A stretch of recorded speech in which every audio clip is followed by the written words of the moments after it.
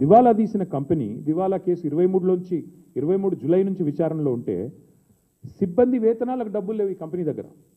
KLSR అనే కంపెనీకి తమ ఎంప్లాయీస్కి జీతాలు ఇవ్వడానికి డబ్బులు లేక 15 లక్షల రూపాయలు అప్పు తీసుకున్నారు బ్యాంక్ నుంచి.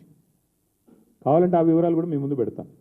అలాంటి కంపెనీకి ఇవాళ సడన్గా ఇది వాళ్ళదే వెబ్సైట్ 6,000 కోట్ల వర్కులు దివాలా తీసి ఎంప్లాయీస్ జీతాలు ఇవ్వడానికి లేని కంపెనీకి 6,000 కోట్ల వర్కులు వచ్చినాయి అంటే తెలంగాణలో వరద వారుతోందంటే ఏ రకంగా మరి ఈ కంపెనీకి వస్తూ ఉన్నాయి మనం ఆలోచించాల్సిన అవసరం ఉంది.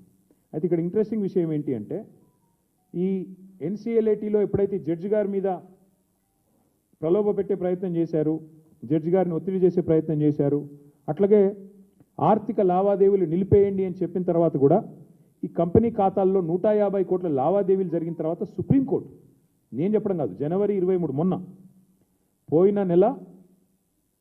వారం జనవరి 23 నాడు సుప్రీంకోర్టు రాష్ట్ర ప్రభుత్వానికి కేంద్ర ప్రభుత్వానికి ఆదేశం ఇచ్చింది. మీరు ఎట్లా ఈ దివాలా తీసిన కంపెనీకి మీరు ఎందుకు ఇస్తున్నారు వర్కులు?